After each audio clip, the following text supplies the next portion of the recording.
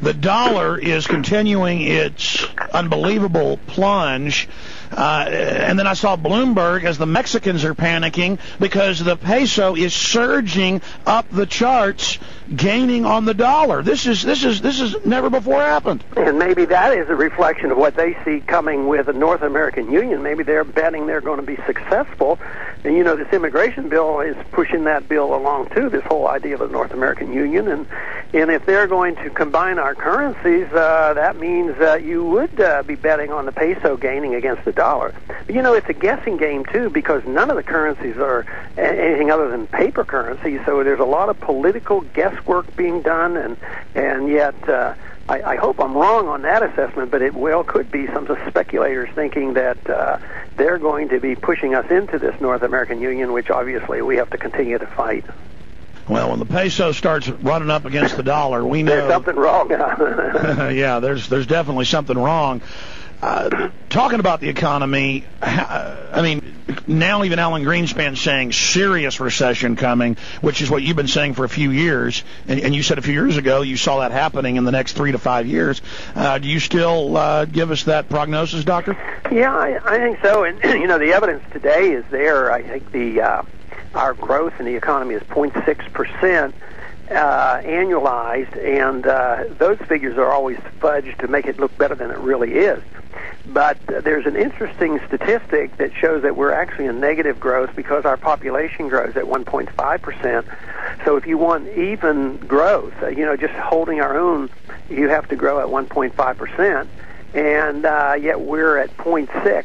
So we're in negative growth right now in real terms. Well, doesn't the federal government also cook and fix a lot of the economic indices and datum that they add into the whole inflation and growth scales? Yeah, I don't really believe any of them, and I don't know who puts them all together and whether they sleep well at night. But I don't really trust them. I think this website that John Williams has out is very good. He keeps tabs on real growth and money supply. He's the one that's put this M3 money supply together, and he also talks about the PPI and CPI in real terms. If you just use the old method of calculating the CPI, you know, we have an inflation rate of 7, 8, 9%. You know, so what happens is it's sort of like the money supply. If they don't want us to know, they cancel it or change it, and they do that with these other statistics too. But that's why I think people are much more disgruntled than the government statistics would indicate. You know, everything is wonderful according to government reports. At the same time, you know the people and what they're complaining about, and they're not all that happy. And they know that their liberties are being undertaken and removed. At the same time, their economic conditions are getting worse. Congressman, last year the Defense Authorization Act, the John Warner Defense Authorization Act, moved us much closer to the president controlling the governors in emergencies, even environmental. Then, of course, you've written about this, but for the listeners recapping, we saw the Military Commissions Act, which all the top law professors looked at and said, yes, they strip citizens of citizenship and then can secretly use torture in a court of law in one of these kangaroo courts against you. Now, with Presidential Decision Directive 51, Bush, quote, gave the presidency, I don't know how the president does that, the new power to circumvent Congress during, quote, environmental emergencies or any emergencies he sees fit. In the John Warner Defense Authorization Act, they use the term during insurrection or rebellion. So please speak to the overall dictatorship that you've talked about that now is being set up, and then can you expand on that to, is the elite doing this so they can bankrupt the economy and fully suck us dry, or are they doing it because they've drunkenly overspent and now they can't control it and they're afraid of when it implodes, people are going to riot? Can you speak to that? I think my first guess would be that they're preparing for bad conditions, and they know what we know, although they deny it and wouldn't say it, and they expect turmoil. And, when the entitlement system breaks down, there's going to be a lot of chaos. And I think they also know that the Chinese could bring us to our knees if they desire to, and they could destroy the dollar, and there's going to be a lot of unhappy people. So in some ways, the executive branch always overextends, but the Congress is derelict, because when they passed that change in the Insurrection Act in the DOD budget, they literally said it would be okay. So it has become law now with this recent executive order. He's just putting it down in black and white, in concrete, and he's telling us exactly how they can do it, and yet nobody seems to care, Is that a public, I had a reporter here yesterday, and he said, is that hyperbole, Mr. Jones? He said, I heard you say this is an open declaration of dictatorial powers. And I mean, that's what it is. Yeah, but they don't say that. They just say that they can take over the function, but it is a military dictatorship is what it is.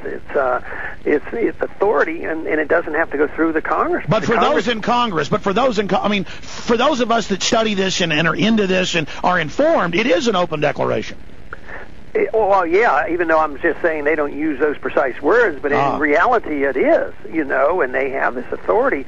But it's been incremental. This seems to be a big burst of energy to solidify the power in the executive branch. And I guess we can't look into the minds and souls of everyone that's doing this, whether they say, oh, I love dictatorship, I want it, or whether they're just preparing for rough times and sincerely believe this is the way to do it. Well, that's what concerns me, sir, is that we saw preparations 20, 30 years ago, but it was very small, it was emasculated, it wasn't robust. Now, everything they do is clearly being done to set up classical police state, frontline oppression that you've warned so much about, and now they passed John Warner Defense Authorization Act, which openly says for insurrection and to dominate the public. They passed the Military Commissions Act. Yeah. They do this. I mean, do you think they're getting ready to try it? Well, it's hard to say, but they are prepared, and this whole idea of getting rid of habeas corpus means that if they need this type, or they're going to use this type of power, I mean, they're not going to want to be handicapped by all of us going before a judge and forcing them to explain why they're holding us. Now they can hold American citizen without habeas corpus. That to me is one of the most atrocious changes in our law recently. That and the change in our foreign policy, where we start preemptive wars. These two things, one international, one domestic, is a real threat to us. I mean, is that not what Hitler and Stalin did? I mean, that's what Napoleon did. When you start saying there's no habeas corpus, you're guilty until proven innocent, and I'm going to preemptively attack whoever I want, I mean, what is that called, sir? Well, it is. It's tyrannical. For them to succeed, though, they're going to have to really attack the Second Amendment, because that is the ultimate test of whether the American people will stand up to this abuse. So we'll have to wait and see if there's any extra effort. Matter of fact, there are some gun laws being prepared now as a consequence of this recent school episode, so they are going to make some more attempts. But still, the American people are armed, and we still have access to radio talk shows, and we still have the Internet, so our voices can be heard, and I think that's a lot about what this campaign is about. Congressman, is it fair to say that the Republic is in the fight of its life, literally for its very existence? Well, I think so. I think it's been going on a long time, but it seems to be coming to a head, and that's why what we do now is crucial. That's also the reason I'm encouraged that our information is getting out better than ever before, and the young people are waking up, and that's great. Congressman, the Logan Act, the cover of the Dallas Morning News, Texas Governor Rick Perry to attend Bilderberg meeting, and they say it's super secret and that he's flown over there to meet. Yeah, well, that sure is a sign that he's very much involved in the international conspiracy, and of course he's been the promoter of the highway, but wasn't it pretty neat how the people in Texas spoke out, and the legislature also all of a sudden, backed away and put a moratorium on that. That means that people do have a voice. But this information about him going over there and violating, if that becomes the case, the Logan Act and getting involved, I'm just very impressed that that's in the ordinary media. So that's to me, I think that's encouraging too. So go ahead and ask another one, but I got to go. Okay, Congressman, stay there just one moment. We've got you scheduled at the bottom of the hour. If we're unable to, that's fine. I need to speak to you for one moment off air. We'll be right back, ladies and gentlemen. Presidential candidate Ron Paul.